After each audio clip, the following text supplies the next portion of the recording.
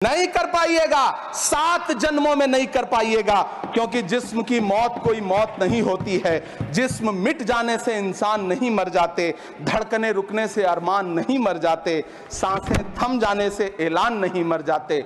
जिस्म की मौत कोई मौत नहीं होती है। सभापति महोदय, मैं आपके सामने खड़ा होकर के एक बहुत छोटी सी कहानी सुनाना चाहता हूं। बाहर इसी दिल्ली में 1 लीटर दूध, चाहे वो अमूल का हो या फिर मदर डेयरी का हो, उसकी कीमत 73 रुपए लीटर है। इतना महंगा बेच करके कौन संतुष्ट हो रहा है, गरीब जनता या आपके धन्ना सेठ दोस्त? सभापति महोदय, इस सरकार का बाजार और महंगाई पर कोई नियंत्रण नहीं रह गया है। चाहे देश में लहसुन 400 रुपए किलो बिक जाए, टमाटर 100 रुपए किलो बिक जाए, प्याज का दाम सुनकर आंखों में आंसू आ जाए, लेकिन वित्त मंत्री महोदया बजट में महंगाई का मां भी नहीं बोलती हैं। बच्चों की किताब और पेंसिल तक पर टैक्स लगाने वाले सरकार से मैं पूछना चाहता हूं कि आप मध्यम वर्ग का हितैषी बताते हैं, खुद को तो शर्म नहीं आती है? खुद को धार्मिक कहने वाली सरकार भगवान श्री कृष्ण के प्रिय खाद्य पदार्थों दही और मक्खन तक पर जीएसटी लगाती है और बात करती है मध्यम वर्ग की हिमायती होने की। जिंदा रहते हुए जनता से हर चीज पर टैक्स वसूलने वाली यह सरकार कम से कम मरने पर तो लोगों को बख्श देती, लेकिन नहीं, वहां भी लूटना है। अंतिम संस्कार के सामान, अगरबत्ती, धूप बत्ती, केवड़ा जल, चंदन पाउडर, जौ, बताशा, काला तिल, पंचरत्न, कपूर और कफन तक पर टैक्स लेने वाली यह सरकार किस मुंह से खुद को मध्यम वर्ग का हितैषी बताती है? कौन सी संतुष्टि, किसकी संतुष्टि? कदम कदम पर टैक्स देकर लूटने वाली जनता की, या फिर जनता से टैक्स वसूल करके धन्ना सेठों का खजाना भरने वाली सरकार की? किसकी संतुष्टि? सभापति महोदय, 18 अगस्त 2015 आरा का बिहार का ऐतिहासिक मैदान, सजा हुआ मंच, हजारों की भीड़ और सामने खड़े हुए देश के प्रधानमंत्री का भाषण। बिहार के भाइयों बहनों, आज मैं बिहार के लिए पैकेज की घोषणा कर रहा हूं। 50,000 करोड़ कर दूं कि ज्यादा कर दूं? अखिलेश भाई, 60,000 करोड़ कर दूं कि ज्यादा कर दूं? 70,000 करोड़ कर दूं कि ज्यादा कर दूं? 80,000 करोड़ कर दूं कि ज्यादा कर दूं? चलो, मैं बिहार को 1.25 लाख करोड़ का पैकेज दे रहा हूं। 10 साल हो गए सभापति महोदय, वही ढाक के 3 पात। बिहार आज भी विकास की बाट जो रहा है। भाषण आज भी प्रधानमंत्री जी के यूट्यूब चैनल पर सुना जा सकता है। जो झूठ बोल के करता है मुतमईन सबको, वो झूठ बोल के खुद मुतमईन नहीं होता। सभापति महोदय, ये तो राहुल जी का असर है। कौन सा शब्द सर, कौन सा शब्द? झूठ। ठीक है सर, मिथ्या बोल करके, जो मिथ्या बोल के करता है मुतमईन सबको, वो मिथ्या बोल के खुद मुतमईन नहीं होता। ये राहुल जी का असर है। जो मखाना बोर्ड की घोषणा हुई, अखिलेश जी आपको याद होगा, भारत जोड़ो न्याय यात्रा में 30 जनवरी 2024 को बिहार के रंगभूमि मैदान में राहुल गांधी जी का पूर्णिया में भाषण था और उसमें मखाना को लेकर उन्होंने आवाज उठाई थी।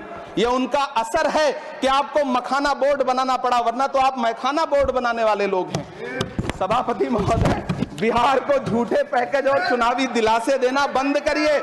आज भी जब कोसी में बाढ़ आती है तो पूरा सीमांचल बर्बाद हो जाता है। मैंने उस तबाही को अपनी आंखों से देखा है। 2016-17 की बाढ़ में अपने इन्हीं हाथों से राहत सामग्री बांटी है मैंने। अगर सच में बिहार के लिए कुछ करना चाहते हैं तो बिहार को बाढ़ से बचाने का प्रबंध करिए। पूर्णिया एयरपोर्ट 10 साल से बाट जो रहा है, घोषणा 2014 में हुई, बन के आज तक तैयार नहीं हुआ। अलीगढ़ मुस्लिम विश्वविद्यालय का किशनगंज सेंटर बजट के अभाव में दम तोड़ता जा रहा है। मैंने पिछले बजट सत्र में भी आवाज उठाई थी। आज फिर वित्त मंत्री जी से अनुरोध करना चाहता हूं, दामन फैला करके, कि अलीगढ़ मुस्लिम विश्वविद्यालय का किशनगंज सेंटर बन जाने दीजिए।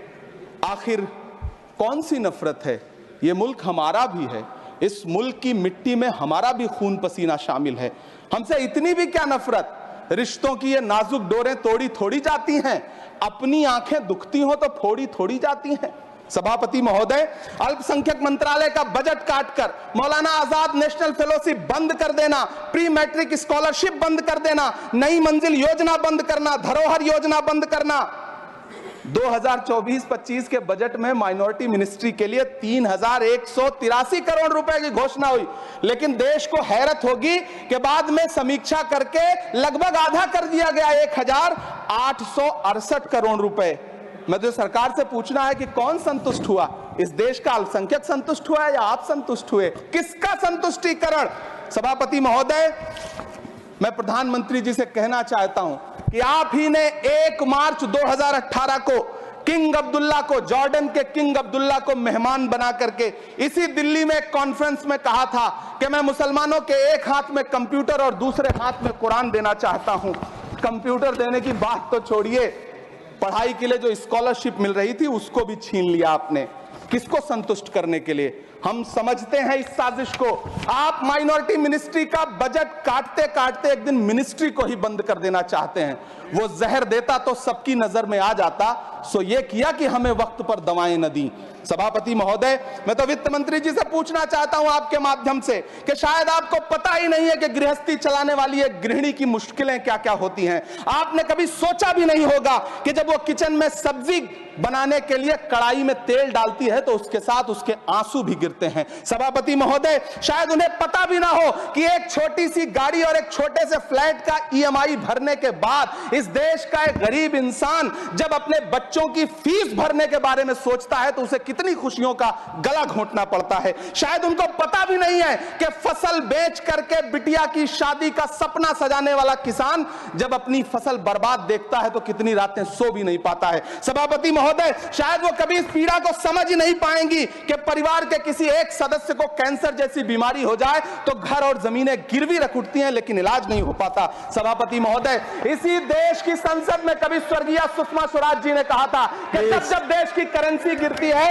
तब तब देश की प्रतिष्ठा गिरती है। एक तरफ कोलंबिया जैसा छोटा सा देश और उसके प्रधानमंत्री गुस्तावो पेत्रो खड़े हैं जो कोलंबिया के नागरिकों को हथकड़ी लगाकर लाने वाले जहाज को अमेरिका बैरंग वापस लौटा दे रहे हैं, और दूसरी तरफ हमारे प्रधानमंत्री जी खड़े हैं जो बेड़ी और हथकड़ी लगा करके लाए गए बेटों के अपमान पर एक शब्द नहीं बोल रहे। सभापति महोदय, मैं इतिहास के पन्ने पलट रहा हूं, मुझे 2 किरदार याद आ रहे हैं। एक तरफ निक्सन के 7वें बेड़े की धमकियों के सामने लोहे की तरह अडिग इंदिरा गांधी खड़ी हैं, तो दूसरी तरफ खुद ही नमस्ते ट्रंप का नारा लगाते हुए प्रधानमंत्री जी खड़े हैं। मेरे कानों में सुषमा स्वराज जी की आवाज गूंज रही है। बहुत कम बोलने वाले डॉक्टर मनमोहन सिंह ने बहुत ज्यादा बोलने वाले प्रधानमंत्री जी को जब देश की बागडोर सौंपी थी तो $1 58 का था, आज 85 से 87 के बीच में झूल रहा है। इन दिनों रुपए की अहमियत गिरती है तो न तो देश की प्रतिष्ठा गिरती है, ना प्रधानमंत्री की गरिमा। जिस देश में 80 करोड़ लोगों को 5 किलो राशन के लिए कतारों में लगना पड़ता हो, उस देश में यह सरकार 12 लाख तक के टैक्स न लेने के लिए अपनी पीठ थपथपा रही है।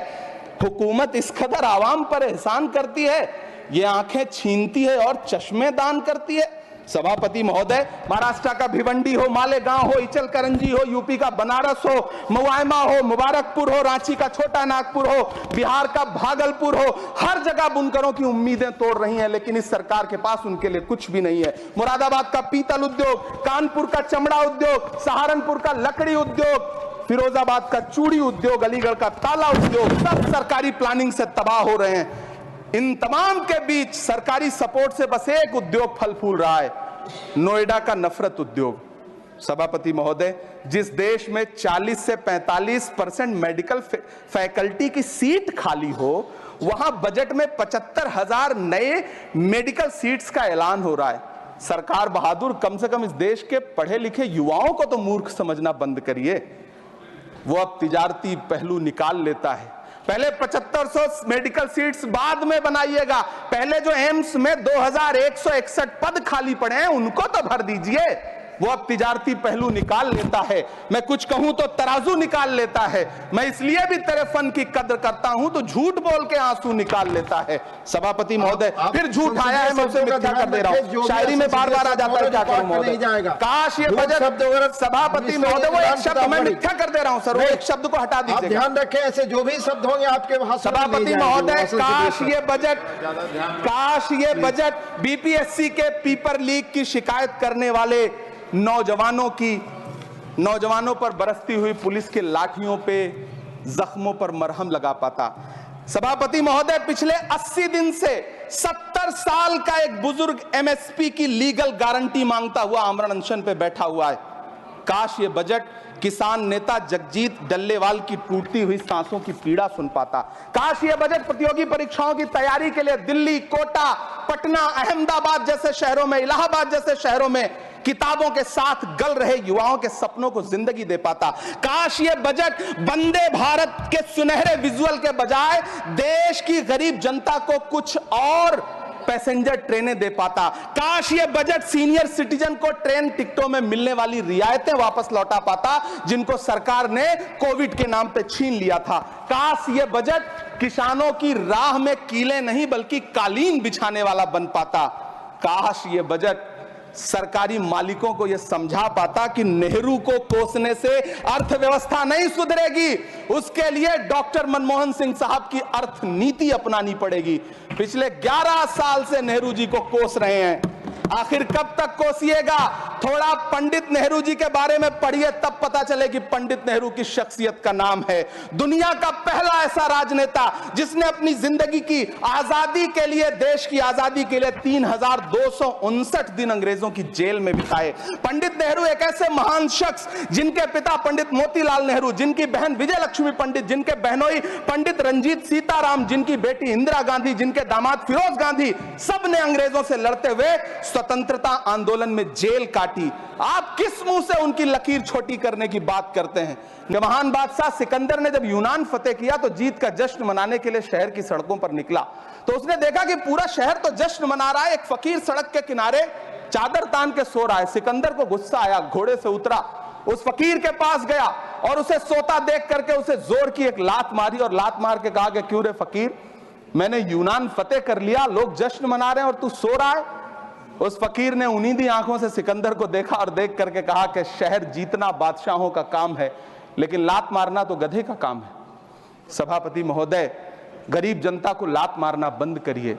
ये अमीरों के लिए बनाया गया बजट है, ये निराशाजनक बजट है। हम अमृतकाल सुनते आ रहे थे, ये अमृतकाल इतनी जल्दी समाप्त हो गया कि अब अमृतकाल का कोई नाम तक नहीं लेना चाहता है। इसलिए मैं इस सदन में खड़ा होकर के देश की वित्त मंत्री महोदया से कहना चाहता हूं कि आपने अल्पसंख्यकों के बजट में जो कटौती की है उसको बहाल करिए। आपने मनरेगा को जो स्थिर रखा है उसका घाटा। वीडियो को जरूर देखिए। इमरान प्रताप अघेरी ने कितनी अच्छी शायरी कही है और बजट पर जो बातें कही है वो हम सबको सुनने के लायक, इसलिए ध्यान से इस वीडियो को देखिए, सुनिए और इनके शायरी पे आपके क्या कमेंट है, कैसा लगा आपको, कहाँ तक आप इसको सुन पाए, समझ पाए, अपने अंदर कहाँ तक रख पाए, वो हमें ज़रूर जो है कमेंट कर बताइएगा। इमरान प्रताप अघेरी का फिर से ये वीडियो बहुत तेज़ी से वायरल हो रहा है।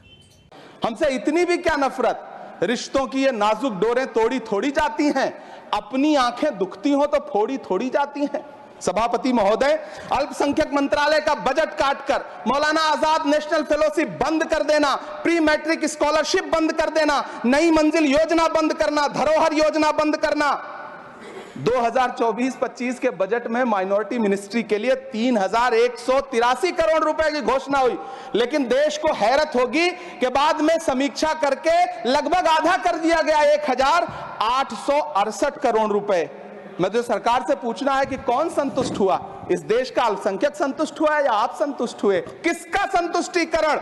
सभापति महोदय, मैं प्रधानमंत्री जी से कहना चाहता हूं कि आप ही ने 1 मार्च 2018 को किंग अब्दुल्ला को, जॉर्डन के किंग अब्दुल्ला को मेहमान बना करके इसी दिल्ली में एक कॉन्फ्रेंस में कहा था कि मैं मुसलमानों के एक हाथ में कंप्यूटर और दूसरे हाथ में कुरान देना चाहता हूं।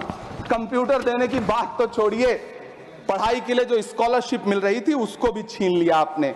किसको संतुष्ट करने के लिए? हम समझते हैं इस साजिश को। आप माइनॉरिटी मिनिस्ट्री का बजट काटते काटते एक दिन मिनिस्ट्री को ही बंद कर देना चाहते हैं। वो जहर देता तो सबकी नजर में आ जाता, सो ये किया कि हमें वक्त पर दवाएं न दी। सभापति महोदय, मैं तो वित्त मंत्री जी से पूछना चाहता हूं आपके माध्यम से कि शायद आपको पता ही नहीं है कि गृहस्थी चलाने वाली एक गृहिणी की मुश्किलें क्या क्या होती हैं। आपने कभी सोचा भी नहीं होगा कि जब वो किचन में सब्जी बनाने के लिए कढ़ाई में तेल डालती है तो उसके साथ उसके आंसू भी गिरते फिरते हैं। सभापति महोदय, शायद उन्हें पता भी ना हो कि एक छोटी सी गाड़ी और एक छोटे से फ्लैट का ईएमआई भरने के बाद इस देश का एक गरीब इंसान जब अपने बच्चों की फीस भरने के बारे में सोचता है तो उसे कितनी खुशियों का गला घोंटना पड़ता है। शायद उनको पता भी नहीं है कि फसल बेच करके बिटिया की शादी का सपना सजाने वाला किसान जब अपनी फसल बर्बाद देखता है तो कितनी रातें सो भी नहीं पाता है। सभापति महोदय, शायद वो कभी इस पीड़ा को समझ ही नहीं पाएंगी कि परिवार के किसी एक सदस्य को कैंसर जैसी बीमारी हो जाए तो घर और जमीनें गिरवी रख उठती हैं लेकिन इलाज नहीं हो पाता। सभापति महोदय, इसी देश की संसद में कभी स्वर्गीय सुषमा स्वराज जी ने कहा था कि जब देश की करेंसी गिरती है तब देश की प्रतिष्ठा गिरती है। एक तरफ कोलंबिया जैसा छोटा सा देश और उसके प्रधानमंत्री गुस्तावो पेत्रो खड़े हैं जो कोलंबिया के नागरिकों को हथकड़ी लगाकर लाने वाले जहाज को अमेरिका बैरंग वापस लौटा दे रहे हैं, और दूसरी तरफ हमारे प्रधानमंत्री जी खड़े हैं जो बेड़ी और हथकड़ी लगा करके लाए गए बेटों के अपमान पर एक शब्द नहीं बोल रहे हैं।